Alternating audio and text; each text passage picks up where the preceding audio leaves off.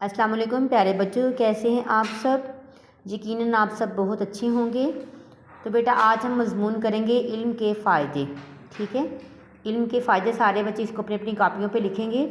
میم آپ کو پڑھاتی جائیں گے اور آپ نے لکھتے جانا ہے۔ سارے بچے نکالیں، کاپیاں نکالیں۔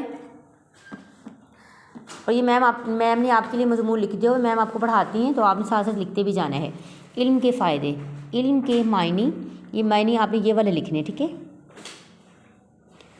ہے؟ جاننا، واقفیت حاصل کرنا۔ علم ایک ایسی خوبی ہے جس کی وجہ سے انسان اشرف المخلوقات کہلاتا ہے۔ اسی علم کی وجہ سے انسانوں کو فرشتوں پر برتری حاصل ہوئی ہے۔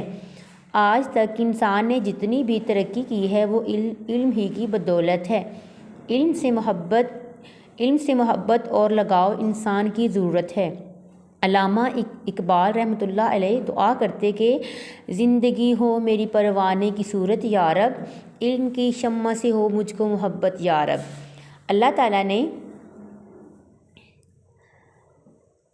تعالیٰ نے اپنے پیارے نبی صلی اللہ اپنے قانون کا نقطہ نظر نہیں آ رہا، اپنے پیارے نبی صلی اللہ علیہ وآلہ وسلم کو یہ دعا سکھائی۔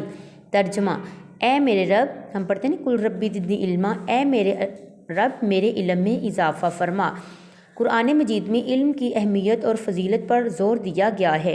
ارشاد باری تعالیٰ ہے، ان لوگوں سے کہیے کہ کیا جاننے والے اور نہ جاننے والے برابر ہو سکتے ہیں؟ ارشاد نبوی ہے، علم حاصل کرنا ہر مسلمان مرد اور عورت پر فرض ہے۔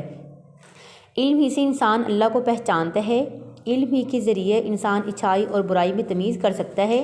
علم ایک ایسا نور ہے جس سے جہالت کے اندھیرے دور ہو جاتے ہیں۔ علم ایک لازوال دولت ہے۔ علم افراد ہی کی نہیں بلکہ ملکوں اور قوموں کی ترقی اور کامیابی کا ذریعہ ہے۔ آج جو قومیں ترقی یافتہ کہلاتی ہیں وہ علم ہی کی بدولت اس مقام پر پہنچی ہیں۔ علم کے ذریعے نہ صرف ہمیں اپنے مستقبل کو سنوارنا ہے بلکہ اپنے خاندان اور ملک و قوم کا نام بھی روشن کرنا ہے۔ بقول اقبال، اٹھ کے اب بزم جہاں کا اور ہی انداز ہے، مشرق و مغرب میں تیرے دور کا آغاز ہے۔ تو یہ ہے بیٹا آپ کا مضمون، ٹھیک ہے؟ تو آپ نے یہاں تک آدھا یاد کرنا ہے، ٹھیک ہے؟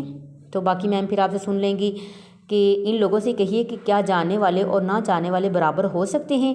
یہاں تک آپ اس کا جائزہ ہوگا آپ کا کل اس کا اتنا جائزہ ہوگا، پرسوں میم آپ کا مکمل مضمون کا جائزہ لیں گی، ٹھیک ہے بیٹا؟ یہ ہے آپ کا کام۔ امید کرتی ہوں کہ سارے بچے اس کو اچھے سے یاد کریں گے۔